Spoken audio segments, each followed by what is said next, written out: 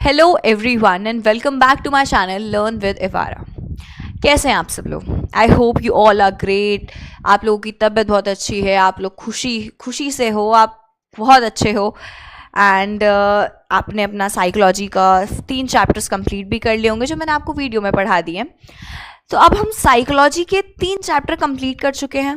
Okay हमने introduction में क्या पढ़ा था, हमने पूरे चैनल के इंट्रोडक्शन में क्या पढ़ा था, हम तीन सब्जेक्ट्स पढ़ेंगे। कौन कौन से? English, psychology and political science. Okay and अभी तक हम क्या कर चुके हैं? हम साइकोलॉजी 3 चैप्टर कंप्लीट कर चुके हैं, मीटिंग लाइफ चैलेंजेस तक। अब हम आ रहे हैं पॉलिटिकल साइंस पे। ओके क्लास 12 पॉलिटिकल साइंस पे। तो पॉलिटिकल साइंस के साथ शुरू करते हैं हम। उसमें देखेंगे क्या है, उसमें हम क्या अप्रोच रखेंगे वो भी हमने आपको इंट्रोडक्शन में बता दिया है। हमारी लास्ट वीडियो में क्या है आंसर राइटिंग पैटर्न, क्या डिवीजन है, सब कुछ बता दिया है। तो आज हम क्या करने वाले हैं, आज हम पढ़ेंगे ये चैप्टर। ठीक है, चैप्टर कौन सा है ये? First chapter, challenges of nation building. आपको नाम से क्या पता लग रहा है? I mean let's start with the chapter. आपको नाम से क्या पता लग रहा है? Challenges of nation building. क्या लग रहा है कौन सी टाइमलाइन होगी? नेशन कब बिल्ड हो रहा होगा? कोई भी चीज़ कब बिल्ड होती है, उसकी नींव कब रखी जाती है? जब वो अभी एकदम इनिशियल स्टेज पे होती है, ठीक है, तब उसकी नींव रखी जाती है एकदम इनिशियल स्टेज पे। तो इंडिया जब नेशन बना after the colonial like imprisonment ही बोलेंगे या फिर लाइक इंपीरियलिज्म फोर्सेस के जाने के बाद, इंपीरियलिस्टिक फोर्सेस के जाने के बाद का जो भारत था उसको क्या कहेंगे हम? Independent India. किससे इंडिपेंडेंट? ब्रिटिश फोर्सेस से इंडिपेंडेंट। ठीक है, ब्रिटिश फोर्सेस से इंडिपेंडेंट। ओके तो इंडिपेंडेंट हुए, हम नए नए इंडिपेंडेंट हुए। अभी ऐसा कोई इंस्टीट्यूशनलाइज सिस्टम नहीं था, ना कुछ अभी इतना अच्छा फ्रेमवर्क था, स्ट्रक्चर्ड मैनर में गवर्नमेंट भी नहीं थी। तो कैसे सब कुछ मैनेज करा, नेशन कैसे बना? बहुत सारे क्वेश्चंस हैं। कैसे ये टेरिटोरियल इंटीग्रिटी मेंटेन करी गई, डेमोक्रेसी कैसे इस्टेब्लिश करी गई कि अमीर और गरीब का लाइक ये जो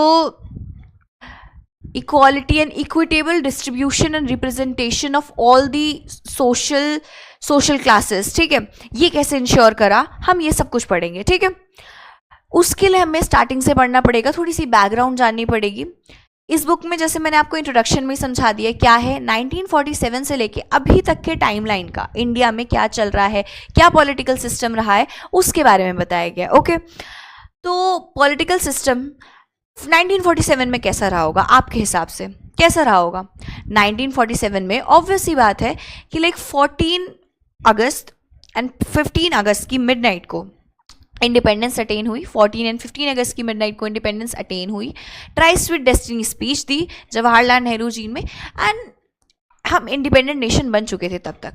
बहुत खुशी की बात है, इंडिपेंडेंस के लिए इतनी लड़ाई करी एंड इंडिपेंडेंस हमें मिल गई, सब कुछ हो गया, इंडिपेंडेंट नेशन बन गया हमारा इंडिया।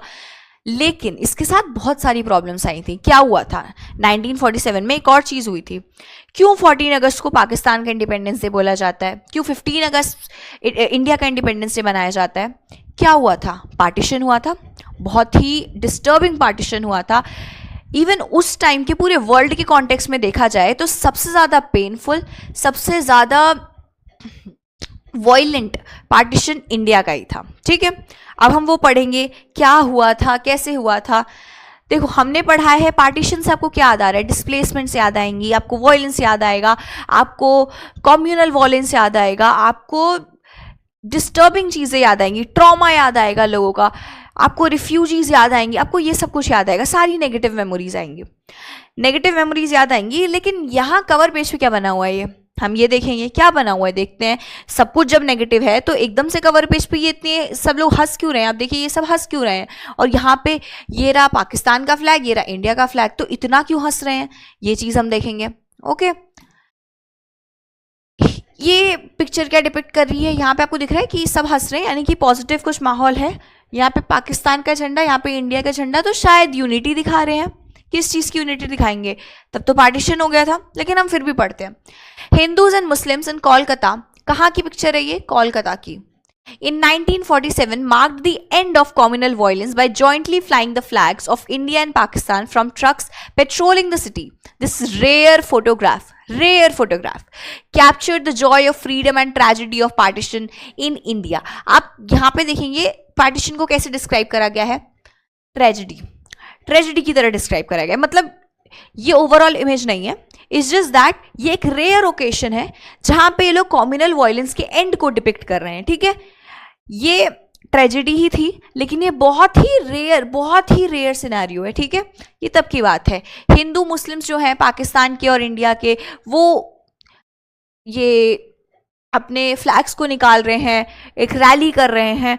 क्या दिखाना चाह रहे हैं? ये यूनिटी दिखाना चाह रहे हैं, दिखा रहे हैं कि कॉम्युनल वायलेंस भी हमारे में खत्म हो गया, ठीक है।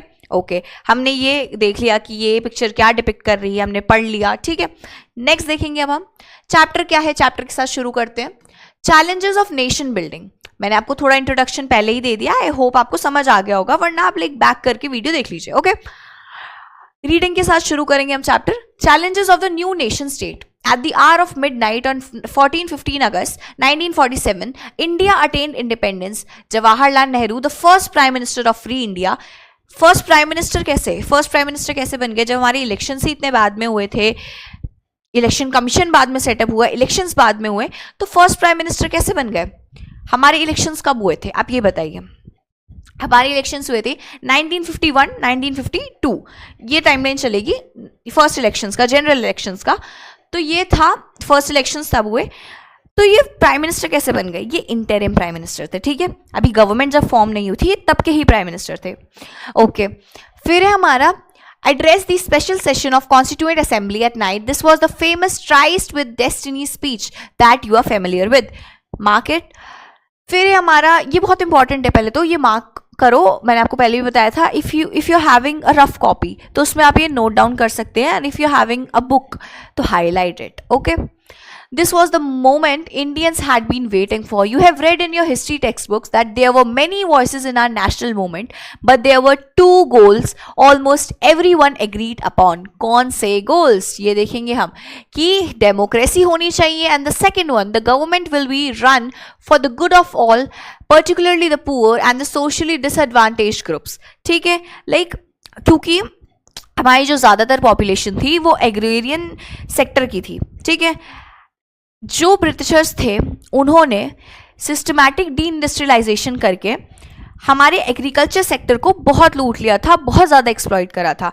तो ज़्यादातर पॉपुलेशन उसमें इन्वॉल्व थी, ठीक है, उसमें इन्वॉल्व थी, एंड ज़्यादातर अगर एक्सप्लॉइट हो चुकी है तो वो गरीब ही रहेगी, ठीक है, सोशली डिसएडवांटेज रहेगी, फाइनेंशियली बैकवर्ड रहेगी, ठीक है। तो ये था कि जो सोशली डिसएडवांटेज है, पर्टिकुलरली द पुअर, तो उनको थोड़ा सा एडवांटेजेस मिले ताकि वो इक्वल्स के लेवल पे आ सकें, ओके। फिर ये democratic government and social equality, equitability, सब कुछ, ठीक है। फिर this was not going to be easy as India was born as a nation state in a very difficult circumstance. Perhaps no other country by then was born in a situation more difficult than the India in 1947. Freedom came with the partition of country. The year 1947 was a year of unprecedented violence and trauma of displacement. आप देख रहे हैं कैसे negative tone हो रही है इस पूरे पैसेज की. It was in this situation that independent India started on its journey to achieve several objectives. Yet the turmoil that accompanied independence did not make our leaders lose the sight of multiple challenges that were faced by the nation. हमने दो goals बनाए थे, एक तो democratic government, मतलब major goal दो थे, वैसे तीन थे जो पहले के 3 चैप्टर्स में आंसर होंगे, जिन क्वेश्चन के आंसर्स आएंगे पहले के 3 चैप्टर्स में, वो मेजरली 3 है। बट वैसे जनरली देखा जाए तो जो अभी प्री इंडिपेंडेंट इंडिया की जो एस्पिरेशंस थी उसमें से मेजर 2 थे, एक तो डेमोक्रेटिक गवर्नमेंट और दूसरी कि जो सोशली डिसएडवांटेज्ड है उनको थोड़े ज़्यादा बेनिफिट बढ़े, ताकि वो जो जनरल पॉपुलेशन है या फिर जो थोड़ी सी एडवांटेज पॉपुलेशन है उसके कंपैरिजन में आ सके, ठीक है। ये हमने पढ़ लिया। ये किसकी फोटो है? प्राइम मिनिस्टर जवाहरलाल नेहरू जी, जब उन्होंने when he was speaking from the Red Fort on 15 August 1947, our first independence day, okay. फिर हमारा 3 चैलेंजेस, ये क्या है? ये पेपर की कटिंग है द हिंदुस्तान टाइम्स की, उसमें बताया गया कि end of the 200 year old British rule in India, ये सब, ठीक है। फिर ये 3 चैलेंजेस क्या थे, जिन चैलेंजेस की बात होने वाली है इस बुक में, इस बुक के फर्स्ट 3 चैप्टर्स में किन चैलेंजेस के आंसर हमें मिलने वाले हैं, ठीक है। Broadly independent India faced 3 kind of challenges. What were those challenges? Let's see. First and the immediate challenge was to shape a nation that was united to shape a nation that was united yet accommodative of the diversity in our society. मतलब ऐसा कि जो एकजुट तो रहे but जो उसके differences हैं, उसकी जो डाइवर्सिटी है उसको भी रिस्पेक्ट करे. ठीक है, जो अभी हम बोलते हैं यूनिटी इन डाइवर्सिटी, बेसिकली उसको एस्टैब्लिश करना था. ठीक है, अब हम ये देखेंगे. Such kind of diversity could not remain if people spoke different languages and followed different cultures and religions. At that time it was widely believed that country full of such kind of differences could not remain together for long. क्योंकि हमारा अभी अभी partition हुआ था, घाव एकदम ताज़ा था. पाकिस्तान पे किस वजह से हमारा पार्टीशन हुआ था? इफ़ यू बी ट्रू तो ये देखा जाएगा कि रिलीजन बेसिस पे ही हुआ था, रिलीजियस बेसिस पे हुआ था हमारा पार्टीशन. ठीक है, रिलीजियस बेसिस पे क्या, दो अलग अलग कम्युनिटीज़, एक कम्युनिटी को लगता था कि शायद this is not our home land, ये हमारी जगह नहीं है, this is not our home. ठीक है, हमें एक सेपरेट नेशन चाहिए, ये चीज़ें थी. तो अब उनकी डिमांड थी, माननी पड़ गई. ये चीज़ किस लिए अराइज हुई? क्योंकि एक डिफरेंस था कल्चर में, रिलीजन में एक डिफरेंस था, रिलीजन में एक डिफरेंस था हम लोगों के. तो इस वजह से हमारा डिवीज़न हो गया. तो ये मानना था कि हमारे यहाँ पे तो इतने ज़्यादा डिफरेंसेस हैं, इतनी ज़्यादा डाइवर्सिटी है, क्या टुकड़े ही होते रहेंगे? ये चीज़ देखनी थी.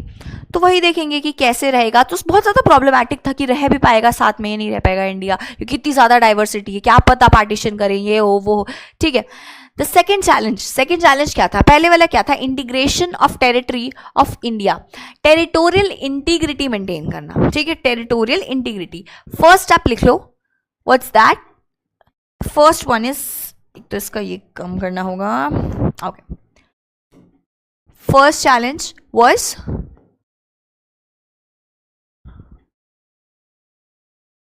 to maintain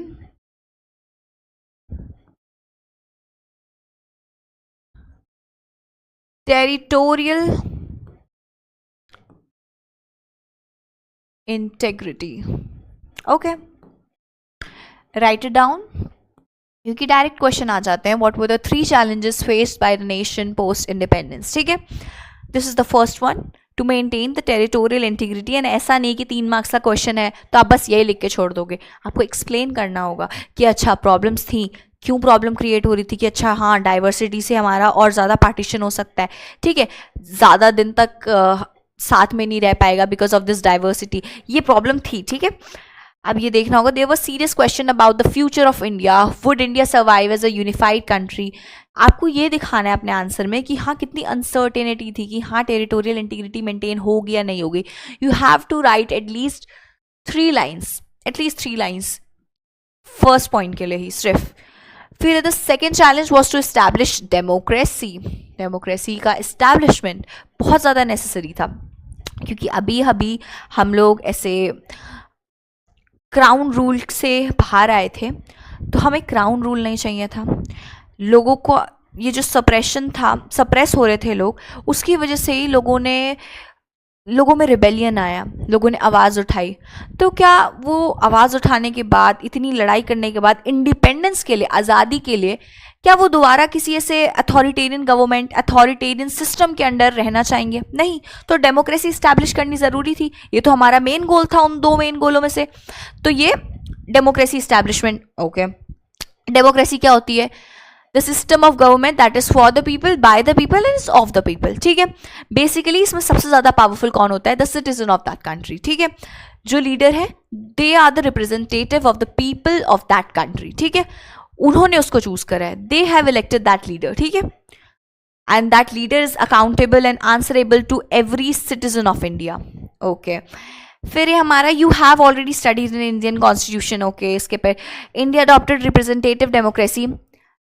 जब आप सेकेंड पॉइंट लिखेंगे, you have to write this, India adopted representative democracy based on the parliamentary form of government. Okay, these features ensure that political competition would take in a democratic framework. Okay, a democratic constitution is necessary but not sufficient for establishing democracy. The challenge was to develop democracy practices in according to the constitution. मतलब ठीक है, आपने principles lay down कर लिए, but वो practice में आ रहे हैं, प्रैक्टिस में आ रहे हैं, ये चीज़ इंश्योर हो रही है, तब जाके जो डेमोक्रेसी है वो सक्सेसफुल है, इफेक्टिव है, ठीक है, ये चीज़ देखनी थी।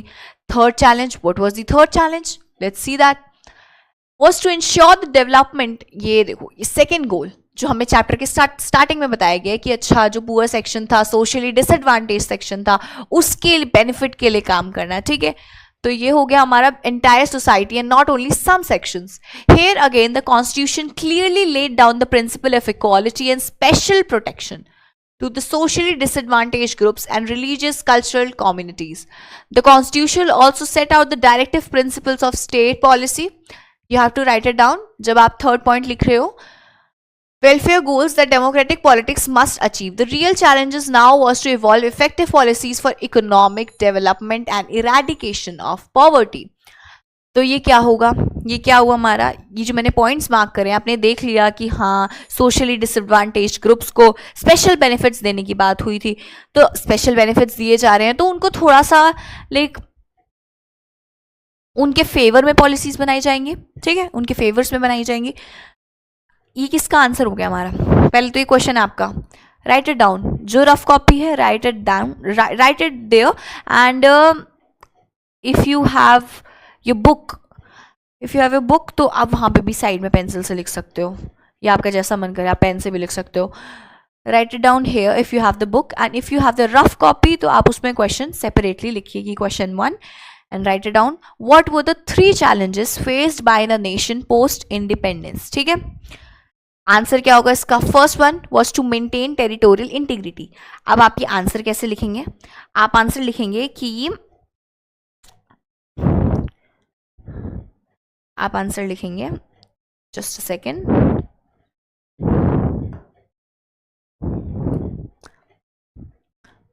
आप आंसर ऐसे लिखेंगे कि यहाँ पे अपनी इंट्रोडक्टरी लाइन लिख दी, this is the answer, question मैंने आपको बता दिया, what's the question, write down the 3 challenges faced by the nation post independence, ठीक है। तो आंसर इज द 3, पहली बात तो आपको यहाँ से शुरू करना नहीं है, ये हो जाएगा हमारा answer, the 3 challenges faced by the nation, ये लिख दो, ठीक है, faced by the nation are as follows, okay, are as follows लिख दिया आपने।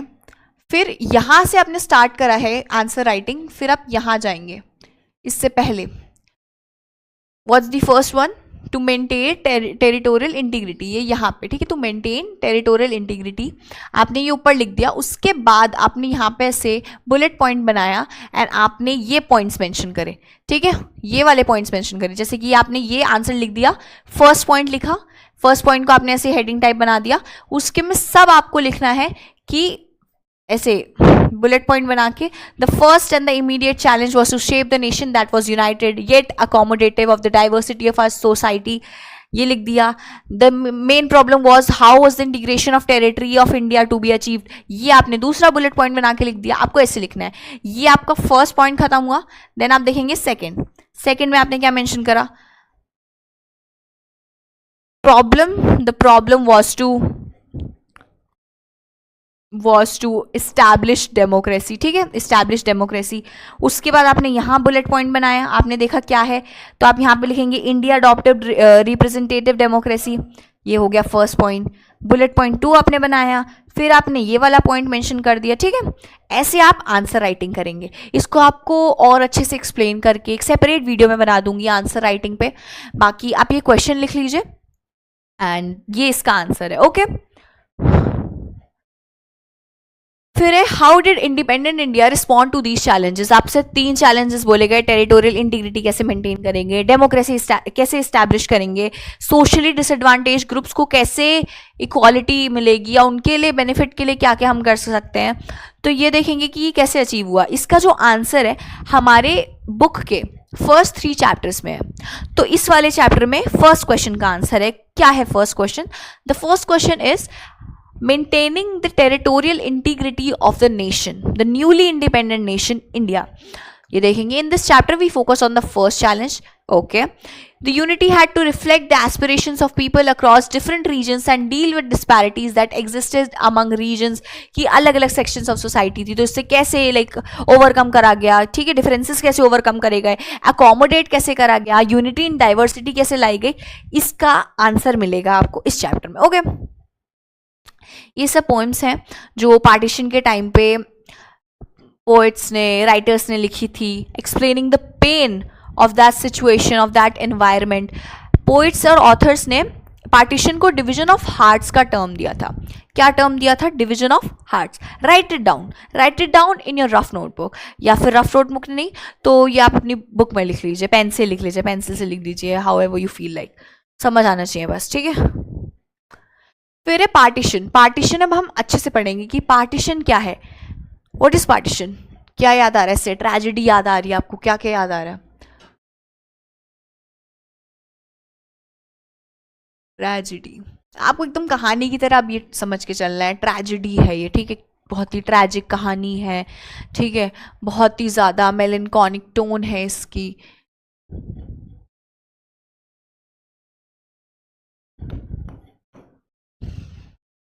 मेलनकॉनिक टोन है इसकी, ठीक है, बहुत ही ज़्यादा सैड है, ठीक है, डिस्पेयरिंग है. ओके. बहुत ज़्यादा प्रॉब्लम्स है इसमें. तो पार्टीशन में क्या हुआ था? डिस्प्लेसमेंट हुआ था, रिहैबिलिटेशन भी हुआ था. This was the result of partition, the division of India into India, British India into India and Pakistan, the drawing of the border, demarcating the territory of each country, marked the culmination of political developments that you have read. क्या कहा गया था? किस theory से हम divide हुए थे? Two nation theory. Okay. Two nation theory नाम से पता चल रहा है, आराम से पता चल रहा है. टू नेशन थ्योरी किस बेसिस पे डिवीजन हुआ था हमारा?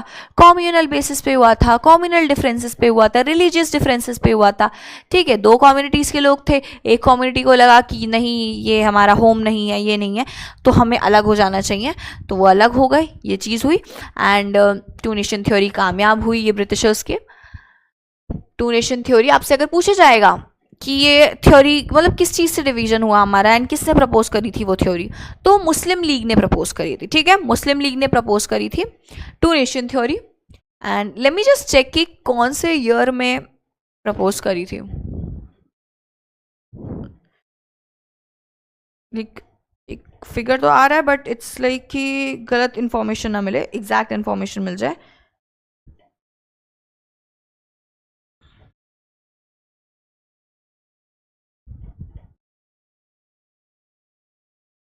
It was presented by the Muslim League in Lahore session in 1940. ठीक है, in 1940s में मिली थी इनको. हाँ देखो यहाँ पे 1940s में मिली थी, मुस्लिम लीग ने बोला था, ठीक है. एंड फिर हम प्रोसेस ऑफ पार्टीशन पढ़ेंगे. यहाँ पे ये इंपॉर्टेंट है तो आप ये मार्क कर लो. Mark it two nation theory 1940s propose by Muslim League. Write it down in your rough notebooks, ठीक है. फिर प्रोसेस ऑफ पार्टीशन अब हम पढ़ेंगे. ओके. प्रोसेस ऑफ पार्टीशन क्या है? बहुत अच्छा प्रोसेस रहा होगा क्या?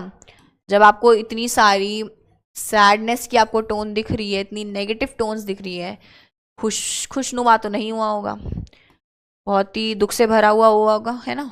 क्या टोन आएगी इसमें? नेगेटिव टोन आएगी, ठीक है. It was decided that what was till now India was to be divided into two countries that were named as India and Pakistan. Pakistan what the Muslim majority nation, India what the Hindu majority nation, ठीक है. लेकिन हमने हमारा जो state है that is secular state, हमारे में बहुत डिफरेंस है, पाकिस्तान में बहुत डिफरेंस है. डिवीजन हमारा एक ही से हुआ है, सेम बेसिस पे हुआ है, बट कंट्रीज दोनों बहुत अलग है. That is an Islamic nation and हमारा इज अ सेक्युलर नेशन. हमने किसी भी रिलीजन के बेसिस पे अपनी कंट्री को आइडेंटिफाई नहीं करा. Okay. The idea might appear simple, सुनने में बहुत सिंपल लग रहा है कि अच्छा हाँ पेपर पे हुआ का डिवीजन हो गया, जो वहाँ पे थे वो वहीं के रहे, जो यहाँ पे थे यहीं के रहे. ऐसा कुछ नहीं हुआ था. इतनी सैडनेस दिख रही है, देयर इज अ रीजन कि इतनी सैडनेस क्यों है इसमें, ठीक है. There were no way that these two parts could be join.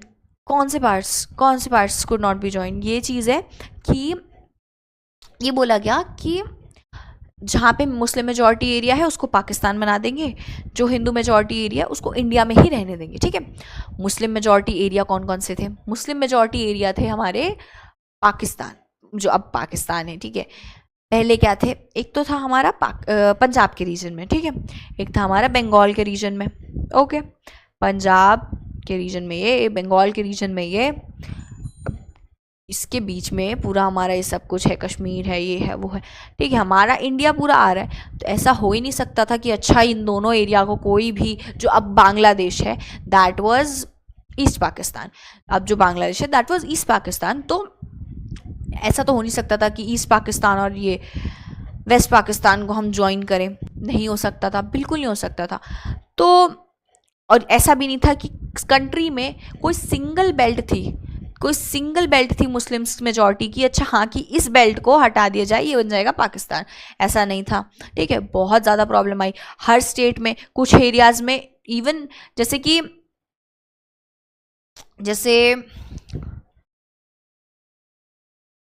उस टाइम का अगर पंजाब देखा जाए, उस टाइम का यूनाइटेड प्रोविंस देखा जाए, तो उस टाइम में ऐसा नहीं था कि ये पूरा एरिया है 1000 किलोमीटर का, ये पूरा एरिया है, तो इसमें हो सकता है कि 2 किलोमीटर के एरिया में ऐसा हो कि हाँ यहाँ पे मुस्लिम मेजॉरिटी में है, फिर उसके नेक्स्ट जो 3 किलोमीटर का एरिया हो उसमें क्या पता हिंदू मेजॉरिटी में हो। तो सिंगल बेल्ट कहीं भी कुछ भी मेजॉरिटी में नहीं थी, ये था कि हाँ इस एरिया में सभी एग्जिस्ट करते हैं, क्योंकि उन सबका घर था, सब एग्जिस्ट कर सकते हैं। ये तो नहीं था ना कि इस एरिया में बस रहेंगे, इस एरिया में, ऐसा कुछ नहीं था, हर जगह एग्जिस्ट कर रहे थे, ठीक है। एंड ऐसी सिचुएशन आ गई थी, स्पेशली ये लाहौर, अमृतसर एंड कोलकाता, लाहौर एंड अमृतसर में ऐसी सिचुएशन आ गई थी कि उनको बोलने लगे कम्युनल जोन्स, ठीक है। वहाँ पे जो पड़ोसी थे वो एक दूसरे को, अगर अलग अलग कम्युनिटीज से हैं तो एक दूसरे को मार देते बिकॉज ऑफ कम्युनल हेटरेट, ये सब चीज़ें हो रही थी। एंड अभी हम ये पढ़ेंगे, एंड ऐसा नहीं था कि सारे मुस्लिम्स ज्वाइन करना चाह रहे थे, ये तो प्रॉब्लम थी, एक सिंगल बेल्ट नहीं थी कोई मुस्लिम्स की।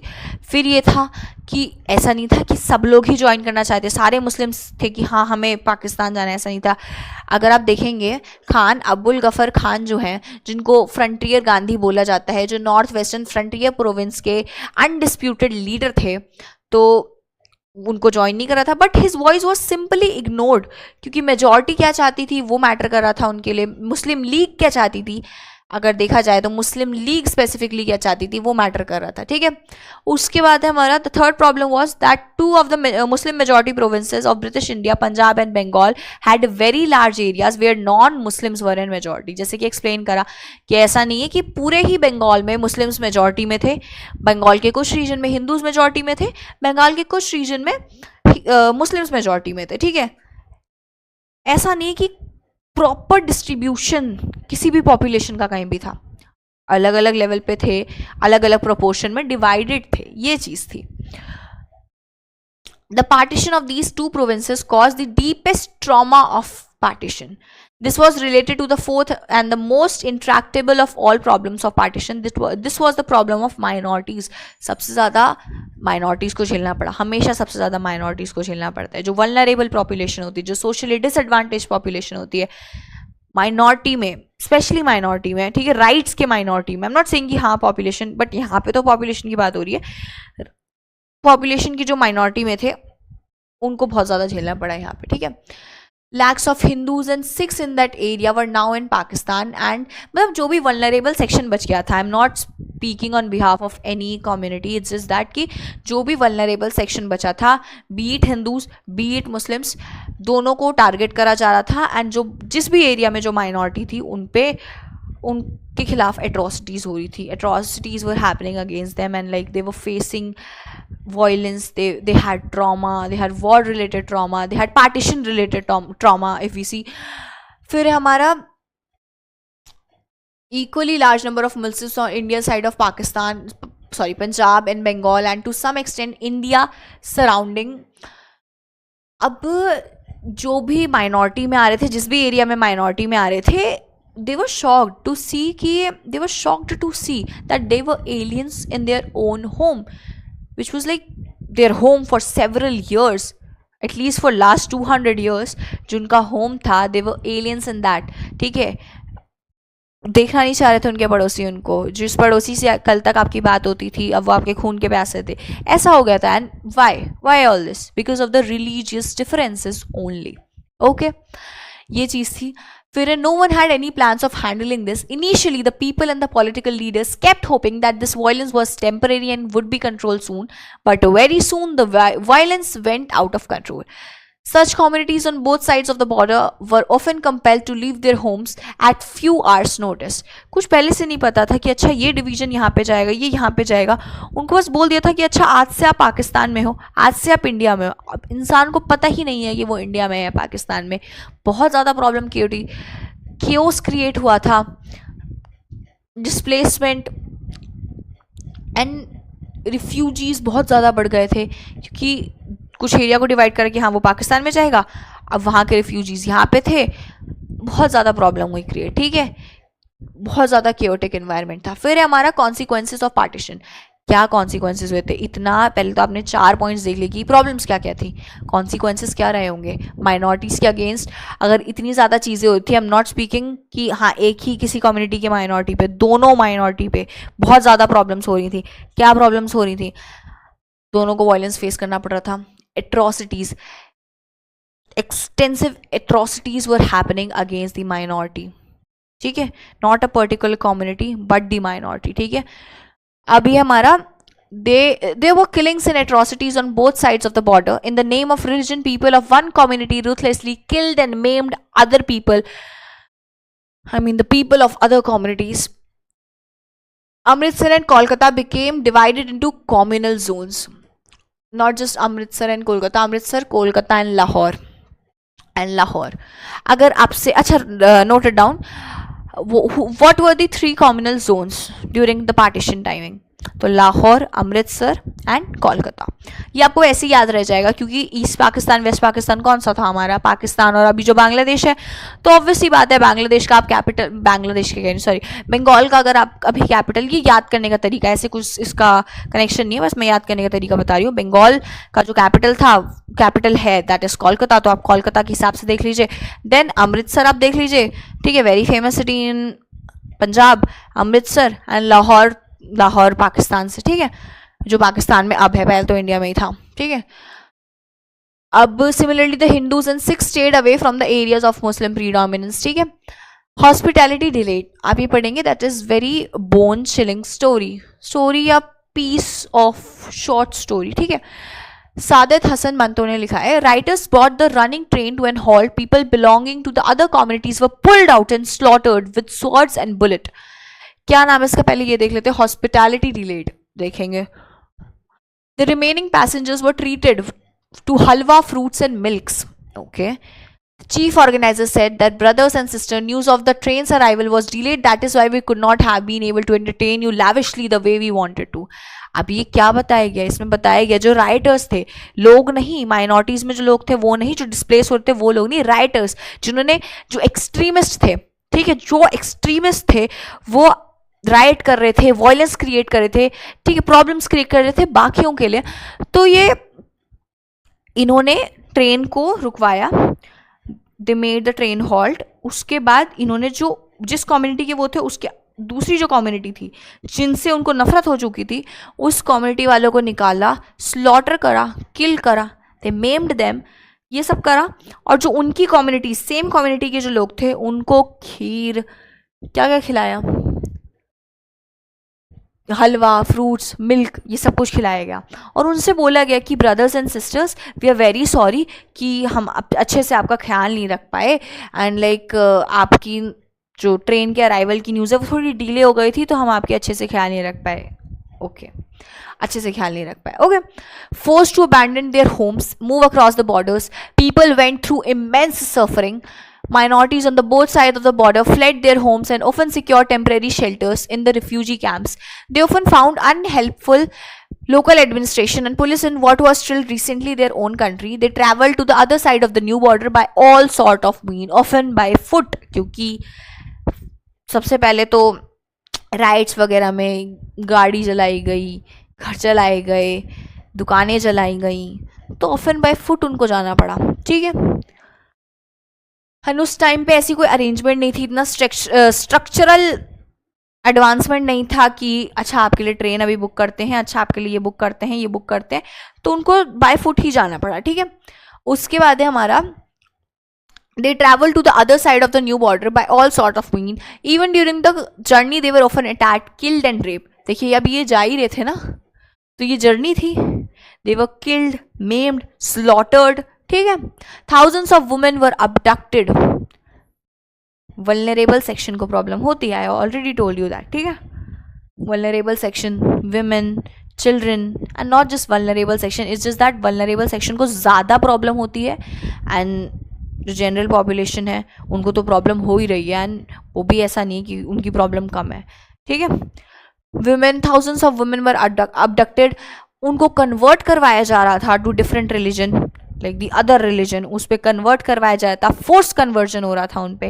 एंड ये चीज़ हो गई थी कि इस चक्कर में कि उनके like the women of the family, कोई भी community, the women of their family, उनकी इज्जत बच जाए उनकी. एंड लाइक उस टाइम में यही प्रेवलेंट था कि हाँ, अगर कोई ज़बरदस्ती कन्वर्जन करवा रहा है, ज़बरदस्ती शादी कर रहा है, तो लाइक फैमिली डिग्निटी पे बात आ जा रही है, ये चीज़ हो रही है. ठीक है. उस टाइम पे था और ये बहुत ज़्यादा माना जाता था, सोशली यही एक्सेप्टेबल था उस टाइम पे. ठीक है. तो ऑनर किलिंग कर दी जा रही थी कि हाँ, हमारी जो फैमिली की डिग्निटी है वो बच जाएगी एटलीस्ट, तो हम अपने घर की जो फीमेल्स हैं उनको खुद ही मार डालें, तो वो ऑनर किलिंग हो जाती थी. ठीक है. Many children were separated from their parents. Those who did manage to cross the border found that they had no home. For lakhs of these refugees, the country's freedom meant life in refugee camps for months and sometimes for years. Writers, poets, and filmmakers in India and Pakistan have expressed the ruthlessness of killings and the suffering of displacement and violence in their novels. क्या बोला गया इसको? Division of hearts, as I already told you. Write it down in your rough notebooks. ठीक है, या अपनी book में mention कर लो. ठीक है. The assets and the political division of the country and administrative apparatus. What also, सिर्फ यही डिवाइड नहीं हुआ कि अच्छा एसेट्स डिवाइड हो गए, पॉलिटिकल डिवीजन हुआ कंट्री का, एंड एडमिनिस्ट्रेटिव apparatus डिवीजन हुआ उसका. जो और भी डिवाइड हुआ था वो था फाइनेंशियल एसेट्स. कैसे financial assets? And the things like tables, chairs, typewriters, paper chips, books and also musical instruments of the police band के म्यूजिकल इंस्ट्रूमेंट्स. ठीक है. ये सब डिवाइड हो गया. तो the employees of the government and the railways were also divided. Above all it was a violent separation of communities who had hitherto lived together as neighbours. ठीक है.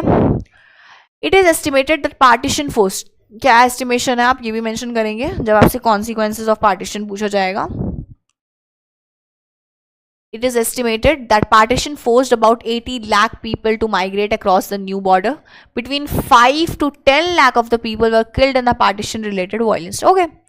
Beyond the administrative concerns and the financial strains, however, the partition posed another deeper issue. The leaders of Indian national struggle did not believe in two-nation theory, and yet partition on religion basis has taken place. Did that make India automatically a Hindu nation? नहीं, हमने secularism adopt करा था. क्यों? क्योंकि हमारा culture में ये है कि हम किसी को एक्सक्लूड नहीं करते, हम सबकी रिस्पेक्ट करते हैं. ऐसा नहीं है कि हम किसी को अपने से कम मानते हैं या अपने आप को सुपीरियर मानते हैं.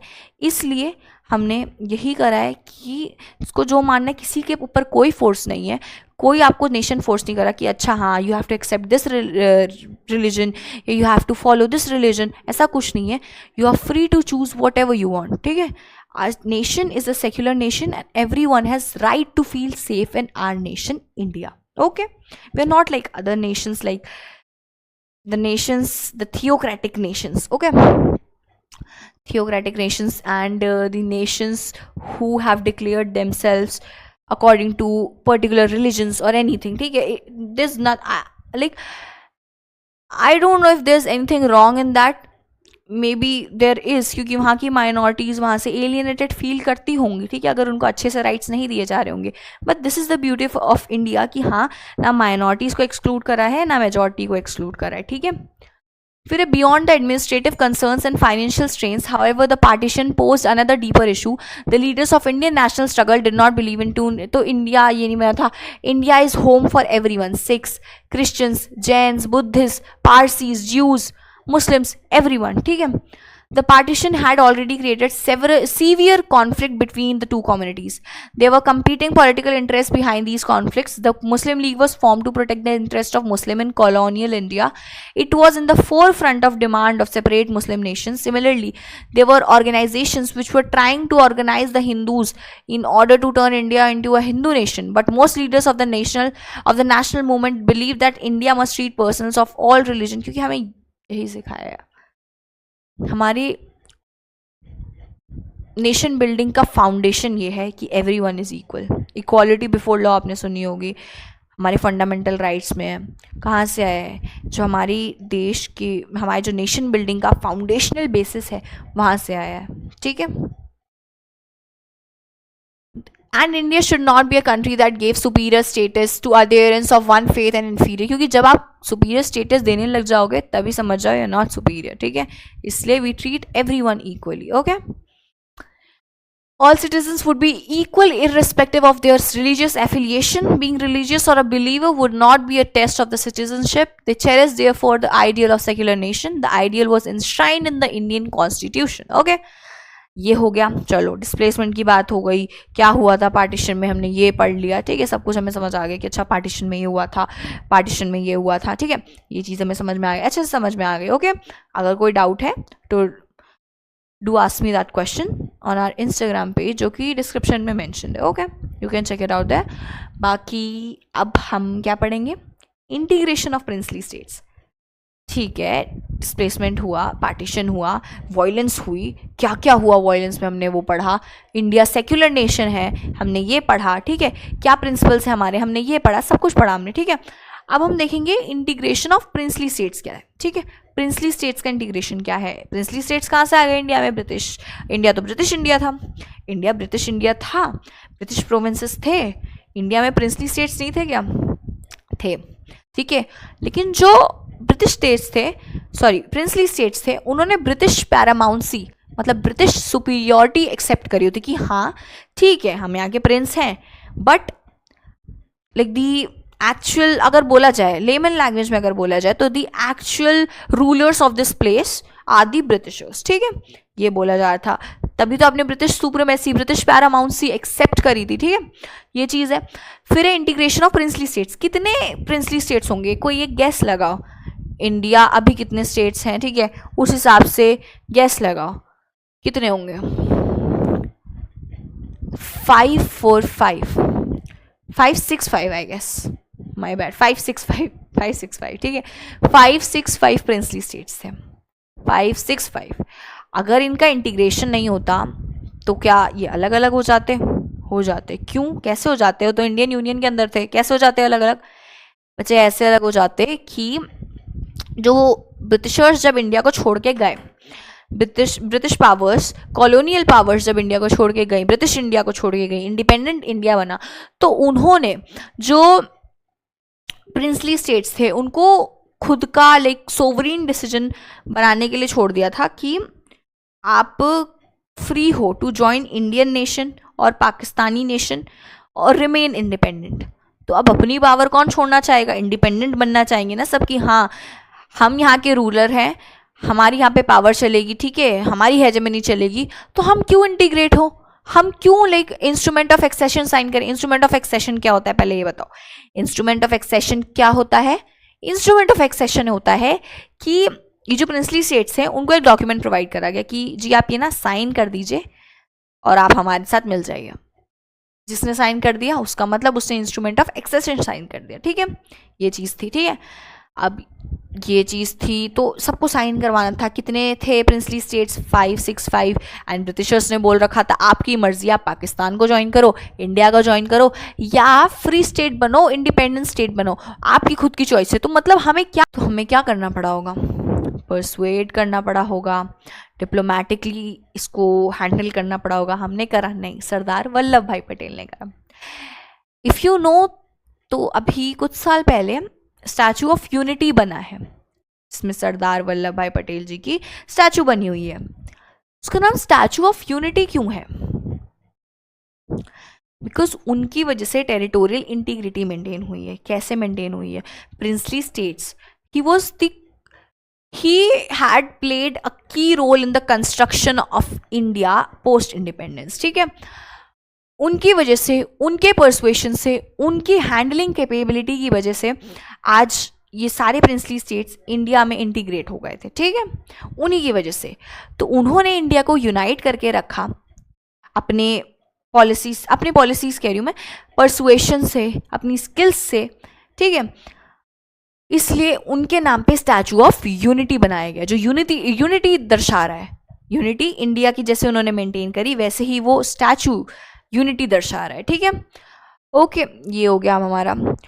On the other hand several large and small states अंदर, ये हमने एक्सप्लेन पूरा हमने समझ लिया है, बाकी अब हमें ये बुकिश लैंग्वेज देखनी है. ठीक है, on the other hand, several large and small states ruled by the princes, called the princely states, enjoyed some form of control of the internal affairs as long as they accepted the British supremacy. This was called as the paramountcy or suzerainty of the British crown. ठीक है, suzerainty and the paramountcy of British crown का क्या मतलब है?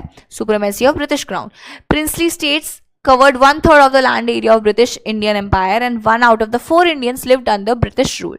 मतलब बहुत ज़्यादा population. ठीक है, 565 प्रिंसली स्टेट्स. तो आप पॉपुलेशन एक बार इमेजिन करके देखिए. ठीक है, प्रॉब्लम क्या थी? Just before the independence it was announce that British India with the end of their rule over India, paramountcy of British crown over princely states would also lapse. This means that all these states as many as 565 in all, कितनी थी? 565 in all, would become illegally independent. The British control took the view that all states were free to join either India or Pakistan or remain independent if they wished so. This decision was left to the people, not to the people, sorry. This decision was not left to the people but the princely states ruler. मतलब ऐसा हो सकता था कि हाँ, यहाँ के जो लोग हैं वो चाहेंगे कि अरे हमें इंडियन यूनियन में मिलना है, लेकिन जो वहाँ के रूलर है वो कहेंगे नहीं भाई, ऐसे तो मेरी पावर खत्म हो जाएगी, तो नहीं, आप इंडियन यूनियन में नहीं मिलेंगे. ठीक है, ऐसा होगा. और चलनी किसकी थी? रूलर की चलनी थी. ठीक है, the problem started very soon. First of all the ruler of Travancore जो थे, वहाँ के रूलर थे, उन्होंने कहा अरे हम इंडिपेंडेंस डिक्लेयर कर रहे हैं. ठीक है, फिर द निज़ाम ऑफ हैदराबाद. निज़ाम की तो बहुत बढ़िया स्टोरी है. Nizam of Hyderabad made a similar announcement on the next day. Rulers like Nawab of Bhopal were averse to joining Constituent Assembly. This response of the rulers of the princely states meant that after independence there was a real possibility that India would get further divided on number of small countries. ठीक है, the prospects of democracy for the people of these states also looked bleak. This was a strange situation since the Indian independence was aimed at unity, self-determination and as well as democracy. In most of these princely states, government were run in non-democratic manner. Obviously non-democratic manner में ही चलेगी, because वहाँ पे क्या है? वहाँ पे crown rule है, वहाँ पे रूलर है, वहाँ पे कोई लीडर नहीं है, रिप्रेजेंटेटिव नहीं है, वो रूलर है, उसकी मर्जी है वो जैसे चलाएगा, उसकी मर्जी है वो कितना भी टैक्स लगाएगा, आपको एक्सप्लेनेशन नहीं देगा कि हाँ यहाँ पे इतना टैक्स, अच्छा आपका टैक्स इधर जा रहा है, अच्छा आपको लग रहा है कि अच्छा ये करप्ट है, ये रूलर ये अपने बेनिफिट के लिए सब चीज़ें करता है, आप गए उससे कि बताइए आप अपने ये जो हमारे सारे जो हम टैक्स दे रहे हैं, ये आपके अपने फॉरेन ट्रिप्स नहीं, मतलब ये जो हम सारे टैक्स दे रहे हैं, ये आप कहाँ पे, आप अपनी लिए ये सब कुछ पर्सनल डिमांड्स के लिए आप उड़ा रहे हैं, तो वो आपके लिए आंसरेबल नहीं होगा, वो आपको लाइक डेथ पेनल्टी दे देगा, आप उस पर राइट टू इन्फॉर्मेशन नहीं लगा सकते. ठीक है, जो रूलर्स होंगे उन पे आप नहीं लगा सकते राइट टू इन्फॉर्मेशन. ओके, आप ये बस रिप्रेजेंटेटिव्स पे लगा सकते हैं. ओके, तो ये थे. बाकी the prospects of democracy for the people in these states, ये हो गया. in most of the princely states government were run in non-democratic manner. okay, the rulers were unwilling to give the democratic rights to their population क्योंकि उनकी power चली जाती. ठीक है, government की अप्रोच क्या रही? The interim government took a firm stance against the possible division of India into smaller principalities of different sizes under the Mountbatten plan. Under which plan? The Mountbatten plan. The princely states were free to join either India. Princely states were free to join either India or Pakistan. Either India or Pakistan. Sardar Patel was India's deputy prime minister, जो आज home minister भी कहते हैं। Deputy prime minister का office अब नहीं है, तो अब होम मिनिस्टर होता है, प्राइम मिनिस्टर होता है, होम मिनिस्टर होता है। तो वो डेप्यूटी प्राइम मिनिस्टर का भी पोर्टफोलियो होल्ड करते थे एंड होम मिनिस्टर का भी पोर्टफोलियो ओन करते थे। ओके, इनको एक और चीज़ कहा जाता है the iron man of India. Okay, he played a historic role in negotiating with the rulers of princely states firmly, किस वे में करा था, firmly but diplomatically, and bringing most of them into Indian union. Firm थे but diplomatic भी थे, persuasive भी थे। It may look easy now but it was a very complicated task which required skilful persuasion. For instance there were 26, उसके time में बता रहे हैं, अभी नहीं, 26 स्मॉल स्टेट से। अगर आप अभी के ओडिशा को देखोगे वो एक है, ठीक है, लेकिन अगर वो इंटीग्रेट नहीं होते तो वो 26 स्टेट्स उसके अंदर होते, वो भी इंडिपेंडेंट, ठीक है। Saurashtra region of Gujarat had 14 big states and 199 small states of different administrations. The government's approach was guided by 3 consideration. Firstly, क्या क्या consideration थी कि फर्स्टली जो वहाँ के लोग थे, प्रिंसली स्टेट्स के जो लोग थे, वो चाहते थे कि हमें इंडियन यूनियन को ज्वाइन करना है, हमें डेमोक्रेटिक वे में रहना है, डेमोक्रेटिक गवर्नमेंट चाहिए हमें। वो पॉपुलेशन की डिमांड को सुन रहे थे, जो इंडियन रूलर्स थे वो पॉपुलेशन की डिमांड को सुन रहे थे, रूलर्स की नहीं, क्योंकि हम तो डेमोक्रेसी के बेसिस पे इस्टेब्लिश थे। और डेमोक्रेसी में क्या कहा जाता है कि जो सिटीजन होते हैं वो सुपीरियर होते हैं, जो जनरल पॉपुलेशन होती है वो सबसे ज़्यादा सुपीरियर होती है, उनकी ही बात सुनी जानी चाहिए, ठीक है। Secondly, the government was prepared to be flexible in giving autonomy to some regions में वो चाहते थे कि ठीक है थोड़ी बहुत ऑटोनॉमी चलेगी, लेकिन पूरा, मतलब जैसे तुमने ब्रिटिश पैरामाउंसी एक्सेप्ट करी हुई थी, तुम वैसे इंडियन पैरामाउंसी, ये कोई टर्म नहीं है इंडियन पैरामाउंसी, जस्ट मैं एक्सप्लेन करने के लिए आपको बता रही हूँ, इंडियन यूनियन की सुप्रीमेसी एक्सेप्ट करो, थोड़ी सी ऑटोनॉमी आपको दे दी जाएगी, ठीक है। जैसे 6th शेड्यूल में दी जाती है थोड़ी बहुत ऑटोनॉमी, ठीक है, उस टाइप की आपको ऑटोनॉमी 6 शेड्यूल में तो बहुत ज़्यादा ऑटोनॉमी दी जाती है, बट ये है कि जैसे 6 शेड्यूल में ऑटोनॉमस डिस्ट्रिक्ट काउंसिल वगैरह होते हैं, तो उस हिसाब से आपको ऑटोनॉमी दी जाएगी, उस प्रकार से आपको ऑटोनॉमी दी जाएगी, बट आप इंडियन यूनियन को ज्वाइन कर लीजिए, ठीक है। सेकेंडली ये हो गया, the idea was to accommodate plurality and adopt a flexible approach in dealing with the demands of region. Thirdly, in the backdrop of partition, which brought into focus the contest over demarcation of territory, the integration and consolidation of territorial boundaries of the nation had assumed supreme importance. Third क्या था, जैसे अभी partition हुआ था हमारा, तो ये focus में था कि डिमार्केशन ऑफ द टेरिटरी और उसका इंटीग्रेशन कंसोलिडेशन जो है वो सबसे ज़्यादा इम्पॉर्टेंट, क्योंकि पार्टीशन वॉज वेरी पेनफुल, तो वो नहीं चाहते थे कि ये दोबारा हो, ऐसे कुछ सिचुएशन दोबारा है, इसे सबसे ज़्यादा इम्पॉर्टेंस किस चीज़ को दी गई है, डिमार्केशन ऑफ टेरिटरी को, टेरिटोरियल इंटीग्रिटी को, and consolidation of territorial boundaries of the nation, ठीक है, सुप्रीम इम्पॉर्टेंस। फिर before 1947 15 August, peaceful negotiations had brought almost all states whose territories were contiguous to the new boundaries of India into Indian Union. The rulers of most of the states signed the document called Instrument of Accession, okay, which meant that their states agreed to become a part of Union of India. Accession of princely states of कहाँ कहाँ ज़्यादा problem आई थी, सबसे difficult कहा था, Junagadh, Hyderabad, Kashmir and Manipur, ठीक है, याद कर लो, कश्मीर एंड मणिपुर, कश्मीर एंड मणिपुर तो याद रह जाएगा, हैदराबाद और जूनागढ़ भी याद कर लो। The issue of Junagadh was resolve after a plebiscite confirm. Plebiscite क्या होता है, लाइक लोगों से पूछा गया आप क्या चाहते हैं, आप क्या चाहते हैं, आपकी राय जानी गई, एंड लोग चाहते थे कि हाँ हमें आना है, ज्वाइन करना है इंडियन यूनियन, तो मान गए ये लोग कि, और फिर इंडियन यूनियन में एक्सीड हो गया था, ठीक है। बाकी हम यहाँ पे पढ़ेंगे किसका, हैदराबाद और कश्मीर का इंटीग्रेशन। कश्मीर का जो है हम हैदराबाद और मणिपुर का पढ़ेंगे, सॉरी, हैदराबाद और मणिपुर का इंटीग्रेशन पढ़ेंगे। कश्मीर का जो इंटीग्रेशन है वो 7th चैप्टर में ज़्यादा अच्छे से एक्सप्लेन करा हुआ है, तो वहाँ पे एकदम डिटेल्ड वे में पढ़ेंगे, ओके। ये कौन है, फिगर देखिए, ये कौन है, इनका नाम है निज़ाम, ठीक है, निज़ाम ऑफ हैदराबाद। ये कौन है, हमारे सरदार वल्लभ भाई पटेल, सरदार वल्लभ भाई पटेल, ठीक है, ओके। ये इंसान उस टाइम पे दुनिया का one of the most rich people था, ठीक है।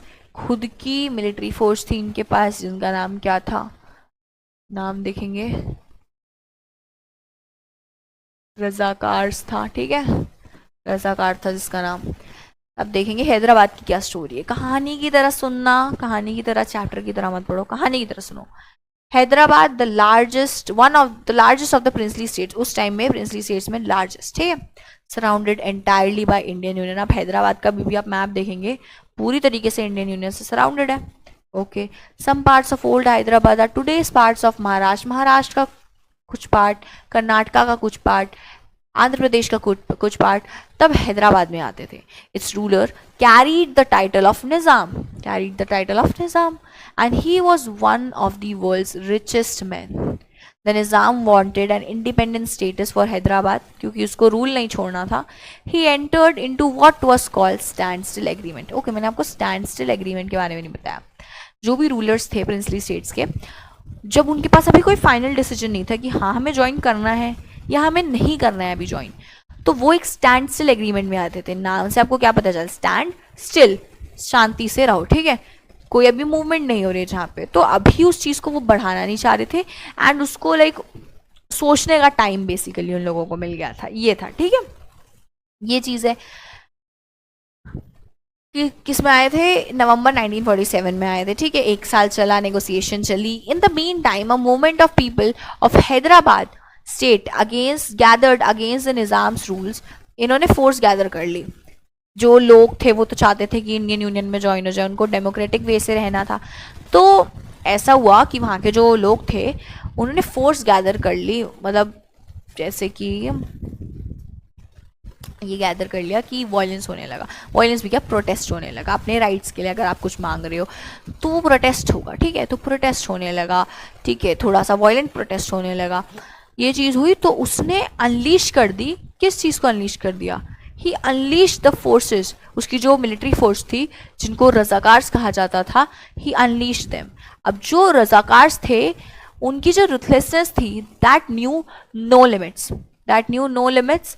They were very ruthless, they were very dangerous, they were heartless, ठीक है, they were very cold, they killed people, they slaughtered people, they maimed people, they raped people.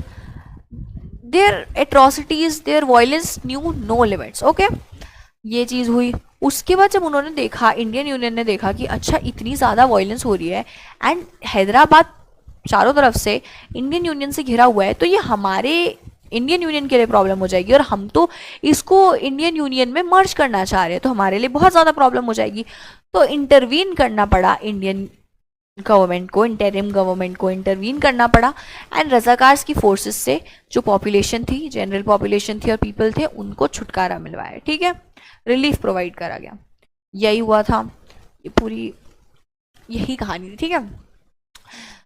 In September 1948, Indian Army moved in to control the Nizam's forces. After a few days of intermittent fighting, the Nizam surrendered. Nizam ने surrender कर दिया. This led to Hyderabad's accession of India.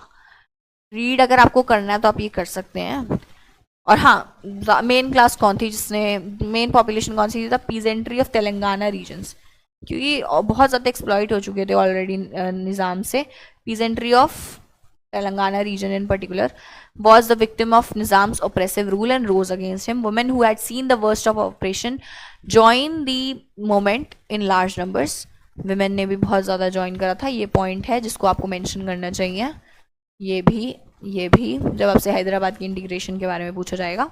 Hyderabad town was the nerve center of the movement. The nerve center. The Communists and the Hyderabad Congress were in forefront.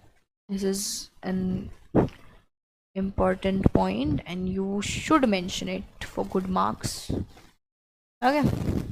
The Nizam responded by unleashing the paramilitary force known as the Razakars on people. The atrocities and communal nature of the Razakars knew no bounds.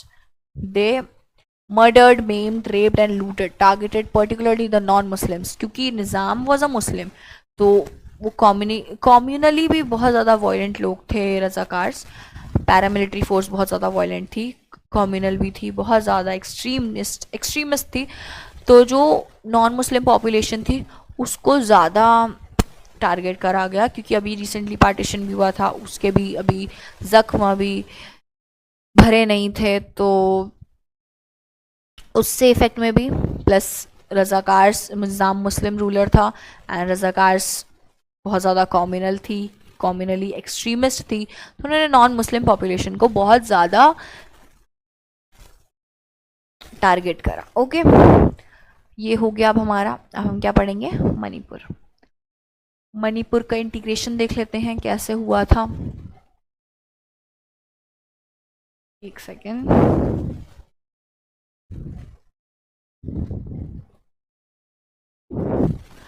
A few days before independence, the Maharaja of Manipur, बोध चंद्र सिंह, कौन थे यहाँ के महाराजा? वहां का ruler कौन था? निजाम। यहाँ के कौन महाराजा थे? Bodh Chandra Singh. Sign the instrument of accession, कर दिया जी, बिल्कुल कर दिया, साइन कर दिया। On the assurance that internal autonomy, की इंटरनल ऑटोनॉमी जो है वो मणिपुर में मेंटेन रहेगी। जो महाराजा उनके पास थोड़ी सी ऑटोनॉमी रहेगी, उनके हिसाब से बनेगा, ये नहीं कि फुल फ्लेजेड कंट्रोल, ठीक है, थोड़ी सी ऑटोनॉमी मेंटेन करेंगे। Under the pressure of public opinion the maharaja held elections, accession भी साइन कर दिया, लेकिन महाराजा ने इलेक्शंस कंडक्ट करवा दिए, किसमें? पब्लिक प्रेशर में आके, इन जून 1948। And Manipur was the first state of Indian union जहाँ पे इलेक्शंस कंडक्ट हुए थे। कब कंडक्ट हुए थे? 1948 में ही कंडक्ट हो गए थे। बाकी सब जगह जब जनरल इलेक्शंस हुए तभी कंडक्ट हुए थे, बट यहाँ 1948 में हो गए थे, ठीक है। And the state became a constitutional monarchy, constitutional monarchy बन गई, इलेक्शंस हुए थे ना तब। Thus the Manipur was the first part of India to hold elections based on universal adult franchise लेकिन उस टाइम पे यूनिवर्सल एडल्ट फ्रेंचाइज क्या थी? उस टाइम पे 21 ईयर्स को माना जाता था कि आप अगर 21 साल के हो तब जाके आप वोट कर सकते हो, 18 साल पे नहीं माना जाता था, ठीक है। वो बाद में अमेंडमेंट के थ्रू चेंज हुआ है 18 ईयर्स, बट उससे पहले क्या होता था? 21 years, okay. In the Legislative Assembly of Manipur, there were sharp differences over the question of merger of Manipur with India. While the state's Congress wanted the merger, other political parties were opposed to this. The government of India succeeded in pursuing the Maharaj into signing the merger agreement in September 1947. ठीक है, देखो किस चीज़ का merger? Accession का instrument तो पहले ही sign हो गया था, तो मर्जर इस चीज़ का कि लेजिस्लेटिव असेंबली का, ठीक है। Legislative assembly of Manipur, there were sharp differences, like Manipur का रिप्रेजेंटेशन लेजिस्लेटिव मतलब वहाँ की जो लेजिस्लेटिव असेंबली थी उनका ये था कि अच्छा आपने इंटीग्रेशन तो कर दिया है, लेकिन क्या आप जो लेजिस्लेचर है आप इंडिया का मानोगे या मणिपुर का मानोगे? क्योंकि हमें तो चलो ऑटोनॉमी मिली है, हम अपना लेजिस्लेटिव असेंबली बना रहे हैं, ये कर रहे हैं, वो कर रहे हैं, तो जब इंडिया में लेजिस्लेटिव असेंबली बनेगी तो आप मणिपुर के लेजिस्लेटिव असेंबली को मानोगे या इंडिया के? ये चीज़ हुई थी। तो इन्होंने बोला कि नहीं, मतलब पहले जो ऑपोजिशन पार्टीज थी वो चाहती थी कि नहीं, मर्जर नहीं होना चाहिए, जो मणिपुर की लेजिस्लेटिव असेंबली है उसके पास ऑटोनॉमी है, वो अपना खुद का रूल बनाएगी, लॉ बनाएगी, करेगी, ठीक है। लेकिन जो कांग्रेस थी वो चाहती थी कि नहीं, हो जाए मर्जर और इंडिया का जो लेजिस्लेटिव असेंबली बनेगी उससे जो भी लॉज बनेंगे वो एप्लीकेबल हो, ठीक है। ये हुआ था, ओके। ऐसे मर्जर एग्रीमेंट कब साइन हुआ?